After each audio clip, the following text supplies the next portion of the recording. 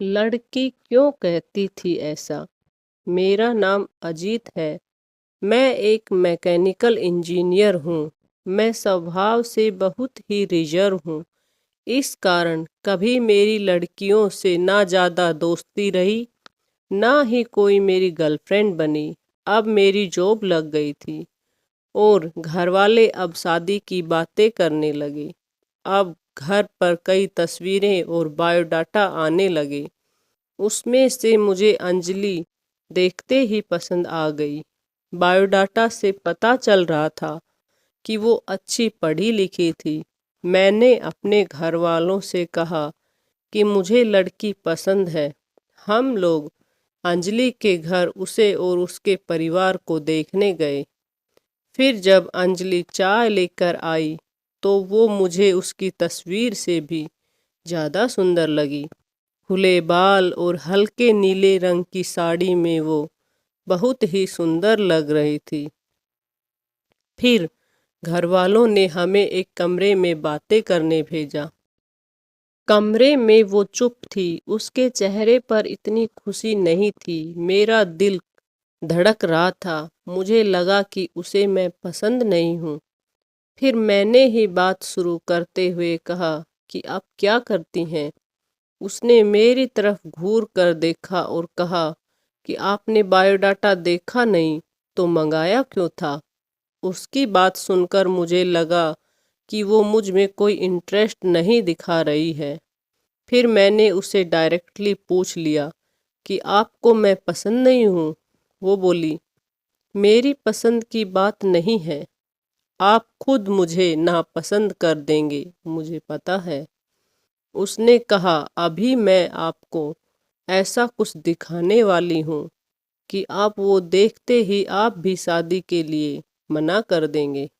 आपसे पहले दो को दिखाया, उन्होंने भी देखते ही मना कर दिया। यह कहकर उसने अपने खुले बाल जो पीछे थे उनको आगे किया। इतने में ही कमरे के बाहर से आवाज आ गई और उसकी माँ कमरे में आ गई। शायद उन्हें भी पता था कि वो हर लड़के के साथ ऐसी ही बातें करती है और कुछ बताती है। उसकी मम्मी ने कहा, चलिए, बाहर सब आपका इंतजार कर रहे हैं। अंजलि ने अपनी माँ की तरफ देखा। मैं बाहर आ गया और बाहर मेरी माँ और पिता, जिन्हें भी मेरी शादी की जल्दी थी, वो भी मेरे मुंह से बस हाँ ही सुनना चाहते थे। मेरे आते ही मेरी माँ मुझे बाहर ले गई और पूछा कि क्या तुझे लड़की पसंद है। मैं मना नहीं कर पाया, लेकिन एक बात मुझे खटक रही थी कि आखिर वो क्या बताने वाली थी। उसकी मम्मी जिस तरह से जल्दी से कमरे में आई, मुझे बाहर ले गई, लगा ऐसा जैसे वो हमारी बातें ही सुन रही थी। मैंने शादी के लिए हाँ कर दी। मेरे घर वालों ने उन्हें हाँ में जवाब दे दिया, लेकिन अब मैं एक दुविधा में था कि मैं क्या करूं। मैंने उससे बात करना चाहा। मैंने उससे नंबर नहीं मांगा था। मैंने अपनी मम्मी को कहा कि आप बात करें और उसका नंबर ले लें। मम्मी ने अंजलि की मम्मी से फ़ोन पर बात की और अंजलि का नंबर मांगा, लेकिन उन्होंने यह कहकर मना कर दिया कि अंजलि का फ़ोन अभी ख़राब है। मम्मी यह भी कह रही थी कि वो लोग शादी के लिए जल्दी कर रहे हैं। इन सब बातों से मेरे मन में कुछ अजीब सवाल आने लगे। एक शाम जब मैं ऑफिस में था, तब मुझे एक अननोन नंबर से कॉल आता है। फ़ोन रिसीव किया तो अंजलि थी। वो बोली कि मम्मी ने मेरा फ़ोन ले लिया है। मैं कुछ बहाना करके अपनी फ्रेंड के रूम पर आई हूँ। उसी के नंबर से फ़ोन कर रही हूँ। क्या तुम मुझे अभी मिल सकते हो? मुझे वैसे भी उससे मिलना था। अंजलि के बताए एड्रेस पर मैं जल्दी से पहुंचा। वो उसकी फ्रेंड का रूम था। मैंने जाते ही पूछा, उस दिन की बात अधूरी रह गई थी और तुम्हारी मम्मी तुम पर नज़र क्यों रख रही थी? अंजलि बोली, मैं तुम्हें कुछ दिखाना चाहती हूँ। उसके बाद तुम्हारे सारे सवालों के जवाब मिल जाएंगे। अंजलि आज भी बाल खोल कर आई थी। वो पीछे मुड़ी और अपने खुले बालों को पीठ से आगे की ओर किया। तब मुझे पता चला कि वो क्या दिखाना चाहती थी। उसकी गर्दन पर एक टैटू था, सुयश नाम का।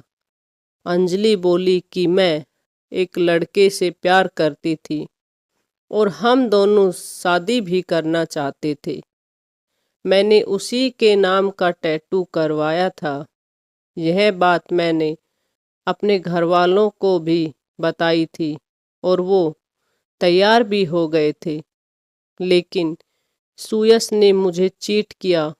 वो मेरे अलावा भी किसी और को डेट कर रहा था और वो लड़की पैसे वाली थी, इसलिए उसने मुझे छोड़ दिया। तब से मुझे शादी और लड़कों से एक नफरत सी हो गई थी। उस लड़के को मैंने बहुत प्यार किया, लेकिन उसने मुझे धोखा दिया। तुमने पहले भी 2 लड़कों को मैंने टैटू दिखाया और उन्होंने सच जानकर शादी के लिए मना कर दिया। मम्मी इसलिए मुझ पर नज़र रख रही है कि मैं तुम्हें भी कहीं सच ना बता दूं। लेकिन मैं लड़कों की तरह नहीं हूँ। मैं नई जिंदगी की शुरुआत सच के साथ करना चाहती हूँ। मैं सुनकर सोच में पड़ गया कि जिसको प्यार मिलता है उसे प्यार की कदर नहीं होती।